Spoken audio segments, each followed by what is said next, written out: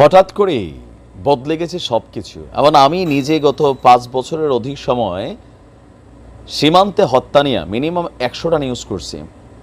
খালি করতাম, মনের মধ্যে দুঃখ থাকতো যে কবে আমরা আসলে শুনতাম খালি বলে বাঘ আমরার বিজিবি বা সেনাবাহিনী। দৃশ্য তো প্রতিবেশী কোনো রাষ্ট্রের সাথে বাঘ তো দেখি না, ম্যামেই দেখছি বেশিরভাগ সময়, খালি বলে যে আমরা অবজারভেশন করছি। কিন্তু আজকে যে নিউজ দিচ্ছি, ভারতের জমিনে গিয়া ভারতের বিএসএফ এর সাথে আমাদের বিজিবি যেই ভাষাটা ব্যবহার করছে, কলিজাতে শান্তি লাগছে। তবে গণমাধ্যমকে বলবো যে আপনারা এগুলোর একটু ভিডিও ফুটেজও দিবেন, তাহলে আমরা দেখতে চাই যে আসলে হেডলাইনে যা হয় প্রকৃতপক্ষে সেখানে এগুলো হয় কিনা। ওই যে একটু দুর্বল মানুষ আমরা মনে করি যে কোনো পত্রিকায় বাড়াবাড়ি করে হেডলাইন দেয় কিনা, নাকি প্রকৃতই বলছে, বাট আমার মনে হয় বলছে, আমরা বিশ্বাস করতে চাই। ঘটনা দেখেন, ডক্টর ইউনূস সাহেব ক্ষমতায় আসার পর বেশ কিছু ঘটনা ঘটেছে। এর মধ্যে খুবই গুরুত্বপূর্ণ 2টা হত্যাকাণ্ড ঘটেছে ভারত বাংলাদেশ সীমান্তে। কিশোরী স্বর্ণা দাস, মাত্র 13 বছরের একটা হিন্দু মেয়ে। গত 2 দিন আগে একটা ছেলে মারা গেল, তাও আপনার হিন্দু একটা ছেলে, বয়স দুজনেরই অল্প। আর ডক্টর ইউনূস সাহেব ক্ষমতায় আসার পর ভারতের পক্ষ থেকে বলা হয়েছিল যে বাংলাদেশ সীমান্তে তারা কোনো ধরনের হত্যাকাণ্ড ঘটায় না, কিন্তু এরপরেও ঘটছে। এবার এই প্রথমবারের মতন বিজিবি বিএসএফ এর জমিনে বৈশা বিএসএফ রে সরাসরি হুমকি দিয়ে আসছে। হুমকিটা কি? ভারত বাংলাদেশ সীমান্তের বাংলাবান্ধা ফুলবাড়ি আইসিপিতে বিজিবি এবং বিএসএফ এর মধ্যে একটা বৈঠক অনুষ্ঠিত হয়েছে গতকালকে। বিজিবি রংপুর রিজন এবং বিএসএফ এর নর্থ বেঙ্গল ফ্রন্টিয়ারের মধ্যে এই বৈঠক অনুষ্ঠিত হয়েছে। বৈঠকে সীমান্তে হত্যা নিয়ে বিএসএফ এর এই সকল কর্মকাণ্ড নিয়ে কড়া প্রতিবাদের পাশাপাশি তীব্র নিন্দা এমনকি ভবিষ্যতে পাল্টাপাল্টি অ্যাকশনেরও কিছু কথা বলা হয়েছে।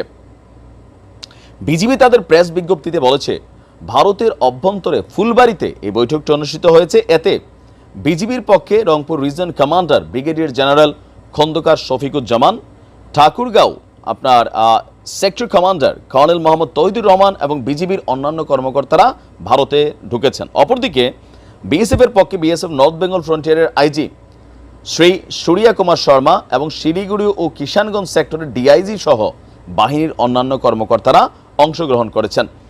বৈঠকে আপনার বালিয়াডাঙ্গি, ঠাকুরগাঁয়ের বালিয়াডাঙ্গি সীমান্তে বিএসএফ এর গুলি করে বাংলাদেশের নাগরিক জয়ন্ত কুমার সিংহকে হত্যার ইস্যুতে এবং স্বর্ণাদাসীর ইস্যুতে প্রতিবাদ জানিয়েছে। এবং বিএসএফ এই প্রথমবারের মতো এত নরম সুরে কথা বলেছে। আমি এই কারণে ভিডিও ফুটেজটা চাইছিলাম আর একটু মেকশিওর হইতাম। আপনার বিএসএফ এর নর্থ বেঙ্গল ফ্রন্টিয়ারে যিনি আইজি আছেন, তিনি বাংলাদেশ বিজিবির কাছে দুঃখ প্রকাশ করেছেন এবং ভবিষ্যতে বিএসএফ সীমান্তে কোনো বাংলাদেশি নাগরিকদের উপর গুলি চালাবে না বলে বিজিবির যে প্রতিনিধি দল আছেন তাদের সাথে তারা কথা দিয়েছেন, আশ্বস্ত করেছেন। বৈঠকে সীমান্তবর্তী অঞ্চলে বসবাসরত উভয় দেশের নাগরিকদের মধ্যে জনসচেতনতা বৃদ্ধি, অবৈধভাবে সীমান্ত অতিক্রম যাতে না করে, আরও বিভিন্ন ইস্যুগুলো নিয়ে যেন দুই দেশের সরকার কাজ করে বা বাহিনীগুলো কাজ করে। আমরাও বলি, দেখেন, যে কোনো দেশে অবৈধভাবে অনুপ্রবেশ নিষিদ্ধ, এরপরও যারা ঢুকবে গ্রেপ্তার করেন। যদি মনে হয় তারা ক্ষতিকর তো তাদের পায়ের মধ্যে গুলি করেন। তবে আমাদের বাংলাদেশে এই পর্যন্ত যারাই গেছে, কখনো বিএসএফ কারোর হাতে গুল্লি, পিস্তল, রামদাস সেনে এগুলো পায় নাই। সাধারণ মানুষ যায়, গরিব মানুষ, আপনার দেশেও গরিব আছে, আমাদের দেশেও গরিব আছে, চোরাই মালটাল আমদান করে 2-4 পয়সা পায়। বাট এদেরকে মাইরা যে উল্লাস দেখানো, দিতে চীন যে 60 কিলোমিটার দখল করছে, দিল্লির মতন জায়গা দখল করে নিয়ে গেছে, তো সেইখানে দেখান না গুন্টামিটা, বাগনাই বনে বিড়াল রাজা। তো ধন্যবাদ আমাদের বিজিবিকে সাহসটা করার জন্য। ফুটেজটা পেলে আর আপনাদেরকে দিতাম, আপনাদেরও ভালো লাগতো, আমারও ভালো লাগতো। তারপরে বিজিবিকে ধন্যবাদ। আমাদের যা আছে আমরা তাই নিয়ে থাকতে হবে, বাঘ হয়ে থাকতে হবে। সীমান্তে ওই ম্যামে করার সুযোগ নাই। ভালো থাকুন।